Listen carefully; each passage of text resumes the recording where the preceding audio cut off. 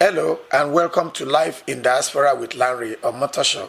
This is CBI Community Network. Please don't forget to like, follow, share, and most importantly, subscribe to my channel so you can have access to my videos as I continue to discuss the good, the bad, and the ugly of our diaspora experiences as immigrant Africans. When I limit it to Africa, that is what I know. You understand? I've lived with non-Africans in diaspora, but I don't know how it applies to them, how it affects them. But from my own perspective, I want to share experiences from my African community where I interact with other colleagues in the diaspora and share their experiences with you. Last episode, I focused on the foundation, what you actually need before you actually venture into diaspora life. That was where I started. And you will see that I tried to compare or use an institution as an analogy to explain, to describe diaspora life.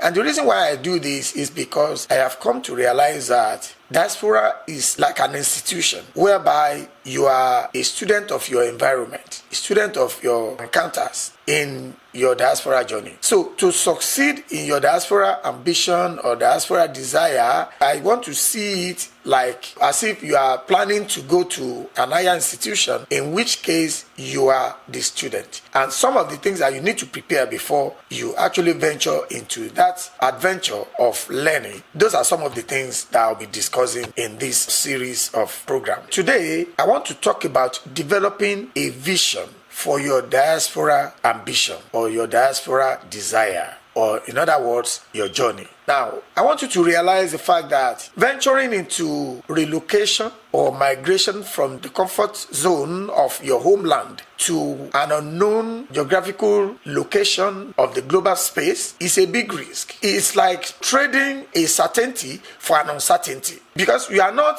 guaranteed a success. You are not guaranteed a breakthrough. So it might be a venture that you will thank God for at the end of the day. And for some, it has been a venture that they regret for the rest of their lives. So in order to avoid some of these unexpected results, I want you to please like, share this program, follow me, and most importantly, like I said, please subscribe to my channel.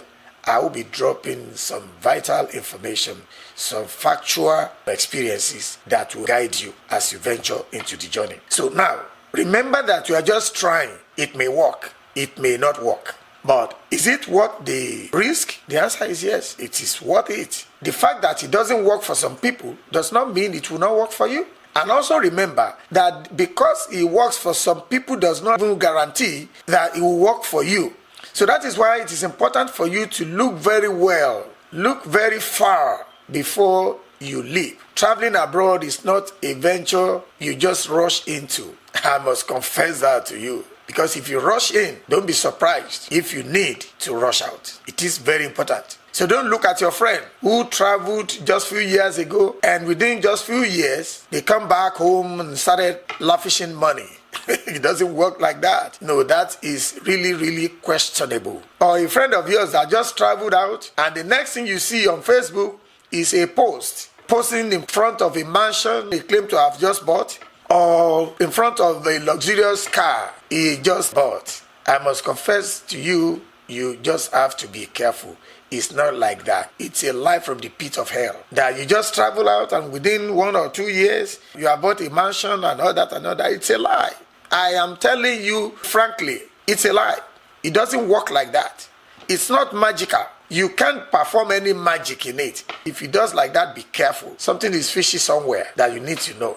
So a lazy person does not travel abroad for economic improvement. Now, if you're lazy, you can imagine, well, I don't want to go to that route because I will keep that one to my next episode. First of all, diaspora experience is individual specific. It will never be the same experience for each person. So in this episode, I want to talk about the need for you to develop a vision. You need a vision. A person without a vision is like a person without a guide. You don't even know what you are doing.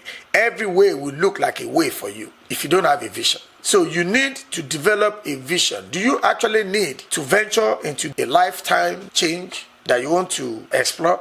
Remember, I liken diaspora venture or experience to an institution of learning. For the purpose of better understanding, I am using an institution as an analogy to analyze, explain, describe the overall process and experiences of diaspora life. So as a student, you need to have that vision. It is very, very important. You need to develop something like an unwritten statement of purpose, which will describe your desired future. You understand? It will help you to consider what is possible, what is not possible. So in this episode, I want to talk about 5 questions you need to ask and answer within yourself before you actually take that action. The first question is, what is next in your life? What are you currently doing? If you leave what you are doing now and venture to travel abroad, where are you going to start? What is next in your life? That question, you have to answer it. I cannot answer it for you, but you have to come up with an answer as to what is next in your life. What do you want to do? You understand? And the next question that you need to answer is why? Why is this important to you? Do you just want to go because you are tired of everything? Why? Or do you think that your potentials are being wasted where you are, and you need to discover yourself and maybe advance yourself better? You think you have more to offer, that your current environment does not provide a platform for you to thrive in it. So you need to know why you want to take the action. You need to know that. Now, the question about when is also very important. When should you do it? It can take you weeks, months, even years to develop a plan and say, okay, this year, next year, this month, next month, these are the things that I want to do. It is important for you to have time, create time to plan it, know when it's a good time to take that risk. Next question is where?